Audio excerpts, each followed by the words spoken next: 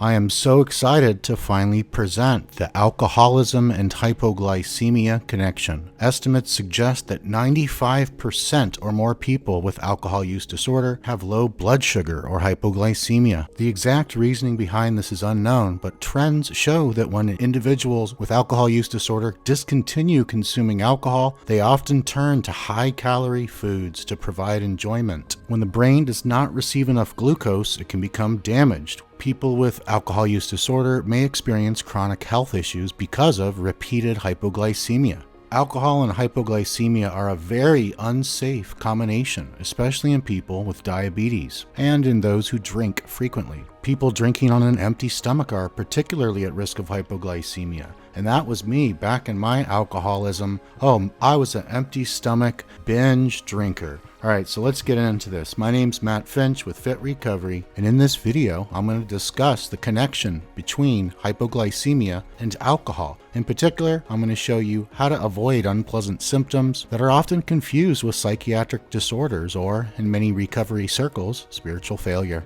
As it turns out, quitting drinking is not quite enough to recover fully from addiction. But don't worry, it's fully within your power to feel incredible once you make a few changes to your diet and lifestyle. This video can be a real lifesaver for people who have not yet learned about the significant overlap between hypoglycemia and alcohol. You may have heard about people who gave up only to mysteriously become dry drunks. They are irritable and generally not fun to be around. While this condition is often characterized as a spiritual defect, there is evidence that this syndrome is essentially undiagnosed and uncorrected hypoglycemia. Hypoglycemia symptoms include anxiousness or restlessness, irritability, sugar cravings, alcohol cravings, insomnia, general sense of unease, confusion, rapid heartbeat, tremors, body tingling, sweating, impaired vision, nervous exhaustion.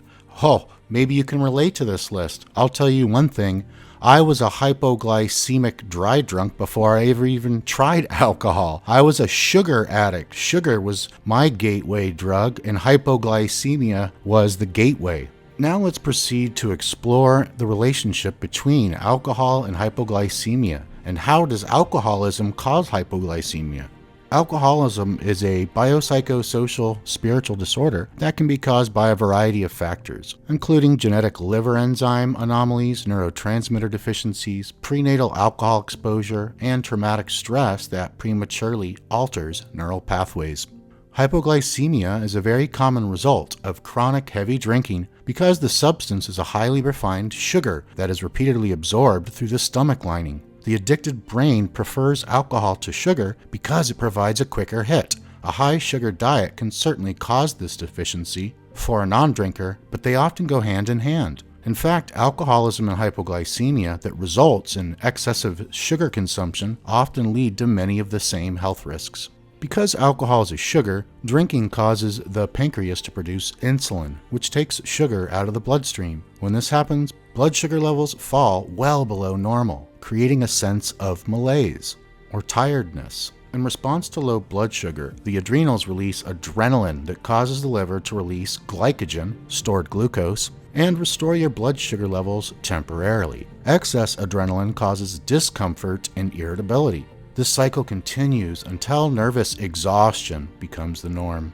Hypoglycemia is a metabolic roller coaster. Alcohol and/or sugar intake, followed by a pleasant high, followed by insulin release, followed by low blood sugar and misery, followed by adrenaline release, followed by anxiety and cravings, followed by more drinking or sugar, and so on.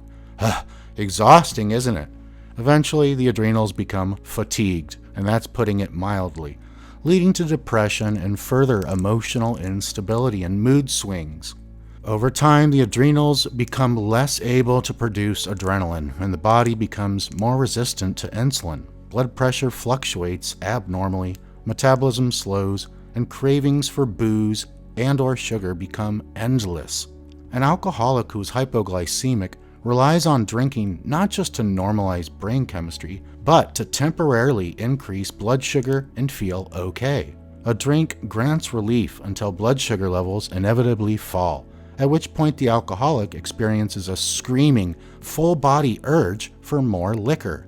I experienced this cycle myself when I drank, and it was pure hell. I had no idea that my cravings had anything to do with my body's inability to regulate my blood sugar, nor did I have any clue that drinking had caused this problem in the first place. Over the past few decades, science has begun to shed light on why these occur. Chronic drinking inhibits liver enzymes required to maintain stable blood sugar levels, exacerbating hypoglycemia. And drinking significantly redistributes blood flow to the insulin-producing portion of the pancreas. Additionally, at Health Recovery Center in Minneapolis, 88% of alcoholic patients were found to be hypoglycemic. The Hypoglycemic Support Foundation acknowledges the significant symptom overlap between alcoholism and hypoglycemia. Joan Matthews Larson, a pioneer of orthomolecular addiction treatment and founder of Health Recovery Center, cites some interesting studies on alcoholism and hypoglycemia in her groundbreaking book, 7 Weeks to Sobriety. When 100 non-alcoholics were compared with 100 alcoholics, 14% of the non-alcoholics were found to be hypoglycemic, compared to 96% of the alcoholics. In a 3-year study of alcoholics, 95% were shown to be hypoglycemic. 6-hour glucose tolerance tests given to alcoholics reveal that up to 90% of them were hypoglycemic. According to endocrinologist John Tintera, MD, quote, "By far the most important part of the physiological treatment of alcoholics is the complete restriction of easily absorbed carbohydrates," end quote. Tintera points out that hypoglycemic blood sugar swings in recovering alcoholics create symptoms that are very similar to deep-rooted emotional or psychiatric disorders. I've written on this blog about the alcohol withdrawal timeline, which ends for many people with post-acute withdrawal syndrome, PAWS. This slippery state of existence lasted months for me because it took a long time to discover the diet changes, supplements, and lifestyle strategies that finally helped me transform my life. But if you want to avoid being a dry drunk in a hypoglycemic malaise, there's one simple change you can make now. Avoid excess sugar. Experts like Joan Matthews Larson will advise that you swear off sweets for the rest of your life. They will also tell you to quit drinking anything containing caffeine, which releases adrenaline. Perhaps I'm endowed with resilient physiology, but I've had a lot of success with a less drastic approach. I cut out soda, condiments containing sugar, candy, and junk from my daily diet.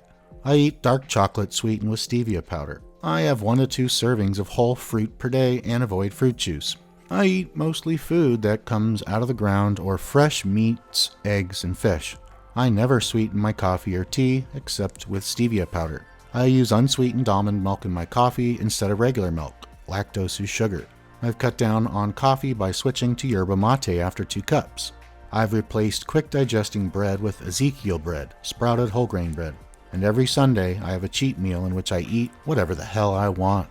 Here are 3 more tips to help. Exercising daily improves insulin sensitivity. Getting 8 hours of sleep every night reduces the risk of blood sugar problems. Supplementing with rhodiola rosea can help combat fatigue by repairing your adrenals. Supplementing with L-glutamine can kill sugar and alcohol cravings instantly. Rhodiola rosea is an herb proven to be effective at restoring adrenal health. I still take this supplement on days that I have to train for hours and hours. To be clear, I'm not arguing that psychological and spiritual considerations are unimportant in recovery. I'm a huge fan of spirituality, meditation, deep breathing techniques, yoga, and much more. Reading books by Anthony Robbins and learning neurolinguistic programming, NLP, helped me enormously after I'd begun to repair my system from years of damage. But it's not all mind over matter. Your mind cannot thrive without a healthy brain, which is made out of matter. Your physical health, beginning with nutrition, is the groundwork for your mental improvement, which is the groundwork for your social and spiritual improvement. If your blood sugar is out of whack and your stress hormones are elevated all day long, your efforts at mental reconditioning and spiritual transformation will be difficult uphill battles, if not outright impossible. Final thoughts. The Hypoglycemia-Alcoholism Connection is perhaps the most ignored centerpiece of recovery. But if you're new to fit recovery, you should also know that nutrient deficiencies caused by alcoholism can persist indefinitely. These deficiencies will cause anxiety, depression, insomnia, restlessness, anger, mood swings, and other nasty symptoms until they're fixed. If you have any questions, please leave them in the comment box below. If you have any comments, leave them in the comment box below. And with that being said, this is Matt Finch with Fit Recovery, and I'll see you on the next episode. Leave a comment, give it a like. Leave a comment, yeah, give it a like. Have a good day.